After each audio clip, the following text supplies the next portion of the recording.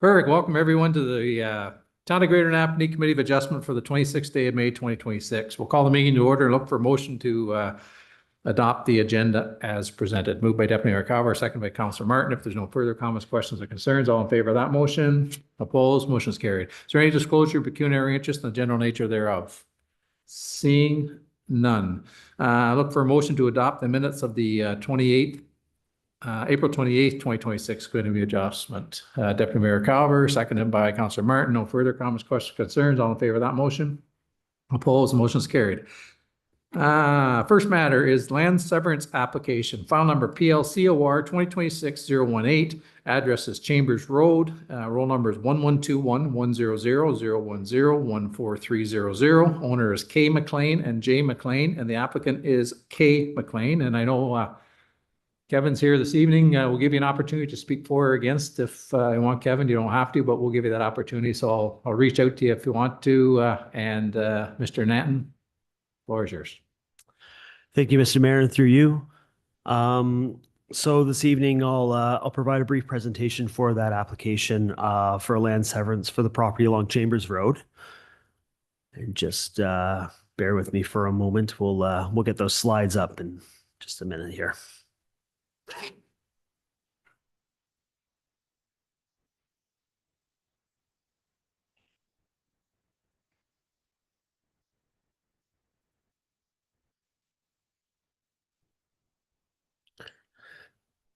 Okay, and to begin, this slide shows just a little site context to begin. So the lands are approximately 30 hectares in area.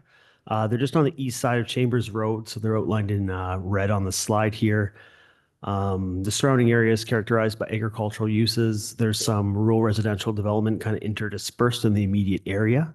The site itself zoned prime agricultural and environmental protection along the northeastern section and is designated agricultural through the town official plan. So moving to the intent of the application.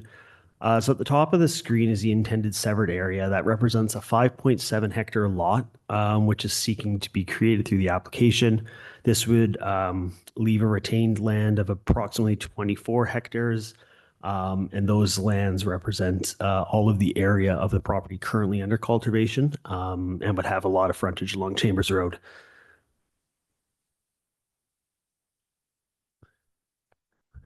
This slide just helps indicate the official plan designation. That's the approximate location where the severed land is going to be. The arrow pointing through the site. All of the green hatched area represents prime agricultural designation land, so it's important just to put it into context that the lands to be created are within a larger area of a continuous prime agricultural designation. The draft LEAR mapping, which again is in a draft state, also indicates that it's not intended to be changed through some active processes and review underway. So staff reviewed the application, and it's important to look after and highlight some of the policy findings which are outlined in the staff report. So the provincial planning statement, the PPS, requires that decisions for applications are consistent with the PPS. Section 4.3.3 effectively says the only kind of permitted lot creation for residential use from a prime agricultural landholding is surplus to an agricultural operation. So if you have a house and it's surplus to the agricultural operation, you can sever that from the balance, provided that you restrict future residential on the retained, and the new lot can kind of proceed into that. So ultimately, the application seeking to create a new lot where there isn't a surplus residence doesn't, meet the policy objectives and isn't consistent with the PPS. It also isn't consistent with the town official plan, which doesn't contemplate or support residential lot creation from an agricultural landholding, with the exception of a surplus residence. Moving to technical comments and conditions. So the county had no objection. Cataraqui Conservation did provide commentary within their letter. They stated they had no objection, but also noted that it's expected that there's some areas that experience flooding under seasonal and extreme precipitation conditions, and that it's important to confirm that if the severed lot was created, there's sufficient area for a development envelope for a residence and private services. The CA did say they believe there's a suitable building envelope, but said that site investigation prior to lot creation would be a condition of approval. They've recommended. I included those in the slides. I won't read them out. Effectively, it says they'd like a karst investigation and assessment completed, and a site plan to the satisfaction of the CRCA that it's outside of their regulated areas. Since the writing of the staff report, there's been one set of public comments received of opposition, basically saying that they were opposed to the proposal for lot creation in the prime agricultural area, and those comments have been shared with council. Effectively, because of the policy framework is really black and white, the provincial planning statement doesn't afford us any flexibility to look at site conditions, doesn't afford me as a planner to look at the situation and say there's natural severances because of, you know, ecologic features like a water course or a roadway. I simply don't have that flexibility. And with consideration for that, you know, the application's been recommended for denial today. And I'm available for questions or comments, and I do believe the applicant's here to provide a presentation as well. Thank you. Great, thank you, Mr. Nanton. Go ahead, Councillor Norrie. Thank you. I understand your position. You can't, it's black and white, but us as a council can make other choices. We're not stuck to that. That's why we have committee of adjustment meetings, correct? We have a right to vote, basically no to you, for lack of a better word. Not that I say I don't disagree with you, but you know what I'm trying to say. Yeah. Just because 2 weeks ago I went out there with other councillors, I saw the floodplain area, and I know what being on Quinte conservation, what things like that mean, where he can't build or he can't even farm it. And then the area to the road, from what I could see, and I'm not a farmer, is not usable for farming, even though it's in a farming area. So with the provincial's new plans and the fact that they want to build one house, I personally don't have a problem with, because of the way the land is. But I just want to put, there's nothing against you, but we as a council, that's the democratic way, and I don't see an issue with it unless I hear something from a fellow councillor. But as a city slicker, it makes sense to let them build there. Thank you. Thanks, Councillor Norrie. Councillor Martin. Thank you, Mayor. Yeah, you were out there a couple weeks ago or a week ago. I was out there yesterday at the site having a look at it too,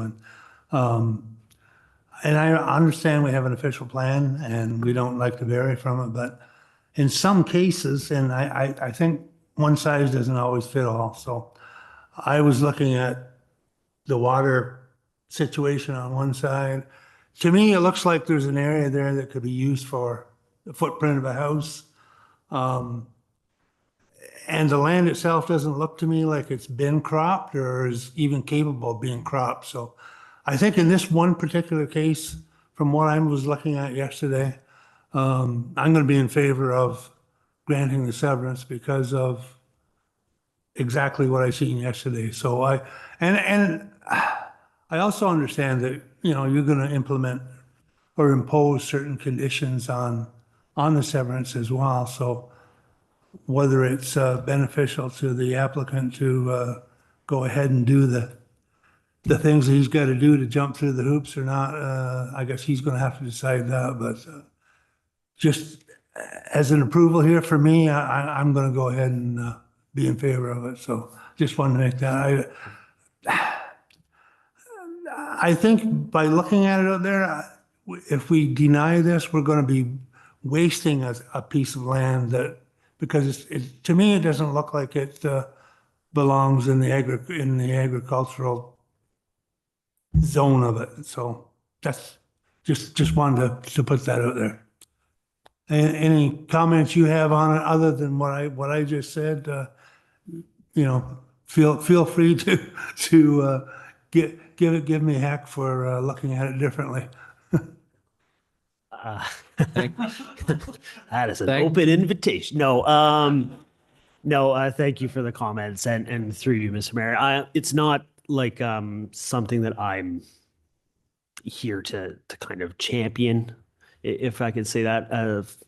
What I would say is that there are some recommended conditions that I think are important to make sure we're upholding a consistent process if the committee and council want to go forward and support this. I think that's just making sure that the retained lands are rezoned to make sure that they cannot have additional residential development. That's the intent of the surplus residence, where you take the land that you've already used that isn't really arable. being consistent with that would be important. I think demonstrating consistency there. And then the other standard, making sure that it can be serviced. There's an appropriate development envelope. I think those are really important features. There are recommendations, I guess, of the Conservation Authority to do a ground assessment, some site work, and verify the suitability of the land prior to lot creation. I think that might be worth consideration by the committee. And that might look in the form of potentially a deferral to have that preliminary assessment done, verify that there is development envelope. It can suit the house, suit the servicing, but that's something to consider. Thank you, Mr. Nanton. Does anybody else want to weigh in? Go ahead, Councillor Hicks. Thank you, through you, Your Worship. And I know Mr. MacLean is here. Okay, I guessed right. And that you're going to do a brief presentation following this. Okay, so I'm not a farmer. I can grow a mean peony, but that's about it. So I am not an expert on what is agricultural or prime agricultural land. I will take it on faith what my fellow councillors saw and what Councillor Shank mentioned to me. Here's my, and I'm not saying no, I am saying I think a deferral is a good idea in order for the karst assessment to be done. And I'm assuming that if we vote to allow this, there would be conditions put on the property, like a well and all these standard other conditions that follow a residential severance. Is there an agency that would, do they charge to come out and go, yeah, no, you can't even grow rocks on this. It's not suitable for crop or for grazing, or is there an agency that can do that? Because if we start going down the road where we go, yeah, well, you know, this guy, he got a severance and it was prime ag, but that guy's not going to, does it open the door? I'm just asking the fellow members of the committee, is this opening a door if we don't do full due diligence to say, no, it is not arable land. You cannot grow or graze on that land, and therefore you can sever it with the condition that the retained lands do not get a dwelling put on it. That's one of your conditions as well, isn't it? Thank you for the comments and questions and through you. So one of the, I guess maybe I'll speak to your comments in terms of how I think it could be approached. Okay, that would be helpful. So in terms of what I would think would be a way of achieving procedural fairness, having a external agrologist effectively walk the lands and provide, you know, a technical memo, effectively just verifying kind of the findings of what I think committee and council members saw on site, just saying that, you know, these lands aren't, you know, ideal for arable production, agricultural uses. There's floodplain and water courses adjacent. Okay. I think that would be probably appropriate. All right. With the other conditions from the Yes. Cataraqui Conservation. Okay, and the well, and is there a suitable site for a dwelling? Right, okay. So I think there's a motion in there somewhere. Yeah, go ahead, Councillor Hicks. Yeah, we'll look for a motion here in just momentarily. So we'll go ahead, Mike. All right. Now, being the farmer. I knew that was coming. So, but the point is, everybody on this committee has looked at the aerial map of what is farmed and what isn't being farmed. And the the Conservation Authority has said about karst, you know what I mean? There's a floodplain. It shows you about how much is in that area of the floodplain. Of course, you won't be able to build it. I was looking also that there's no active barns in very close proximity, so MDA rules wouldn't have to be affected. I didn't see that in any of the reports, but I'd move to approve it for the sole reason is out of this portion of the property, there's no way that the farmer will ever farm it.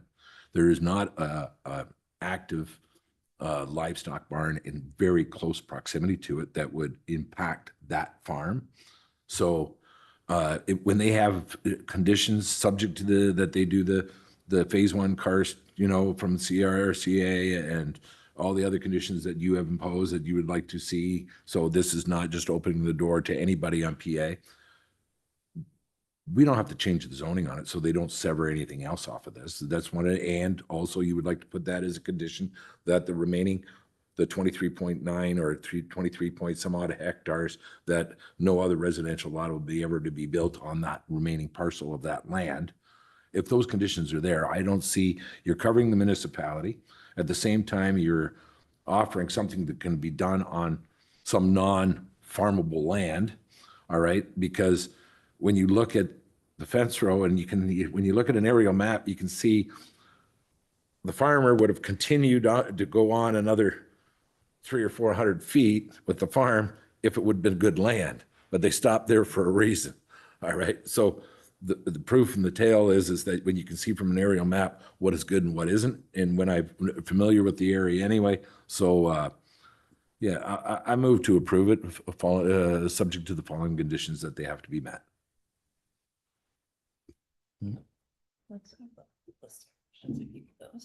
Okay. Thanks, Councillor Shank. We'll just, I'll look to you for a motion. Is there anything else? Okay, we'll put it on the floor and then I'm gonna ask a question as well. So I want to ask both Mr. MacLean and Mr. Nanton.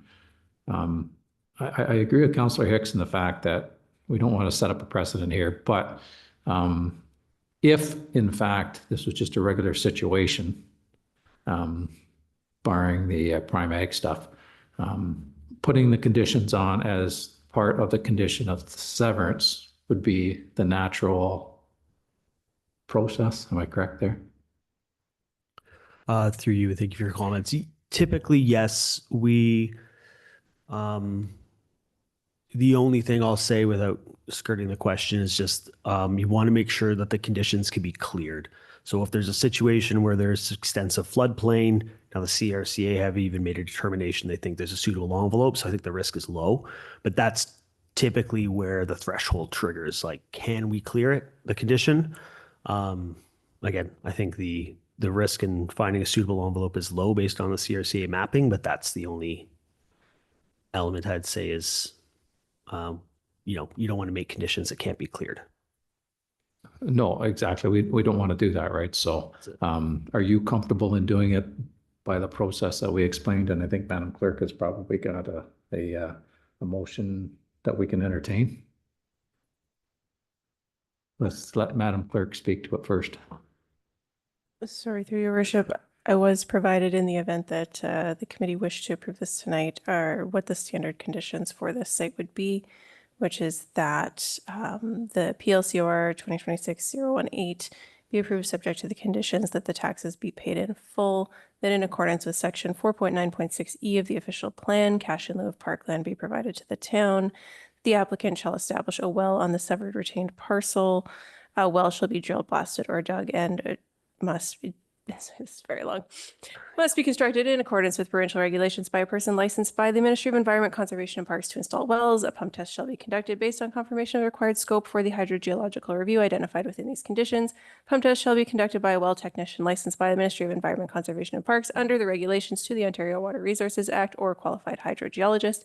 Municipality in its sole discretion may require that the pump test either establish a minimum of 13.7 liters per minute over 2 hours or comply with the Ministry of Environment, Conservation and Parks D-5-5 guideline requirements. Well installer must provide a report concerning the construction of the well and the results of the pump test on the standard form of certificate required by the ministry.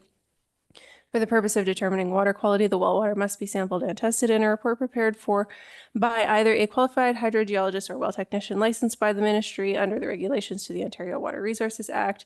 Water test shall be according to Ministry of Environment, Conservation and Parks D-5-5 set of parameters. For the Ontario Drinking Water Objectives, water quality report must confirm that the water was sampled and tested either personally or under supervision of the hydrogeologist or well technician, confirm that the water sample complies with all of the D-5-5 parameters, identify any features of the water that do not meet the parameters and the remedial measures necessary to bring water into conformity, and identify any other features of the water that may affect its aesthetic character of which users should be aware.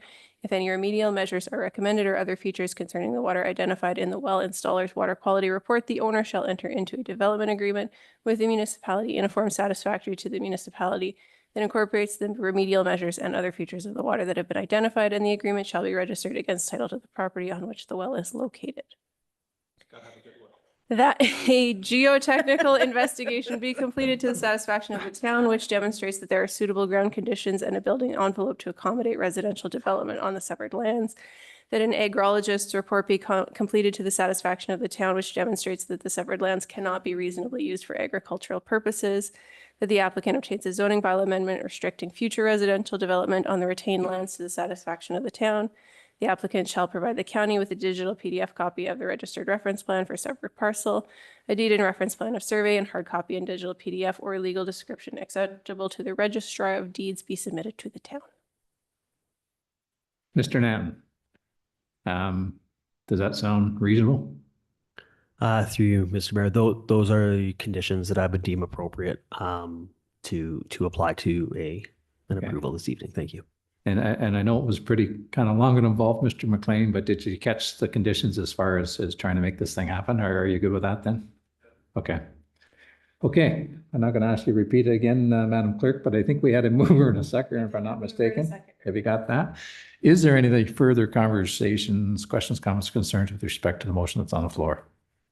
Seeing none, all in favor of the motion that's on the floor? Opposed? Motion's carried. Thanks, folks, and we'll move on to the next one. Next one is a minor variance application, file number PLVAR 2026-024, 276 Camden Road, south of 278 Camden Road.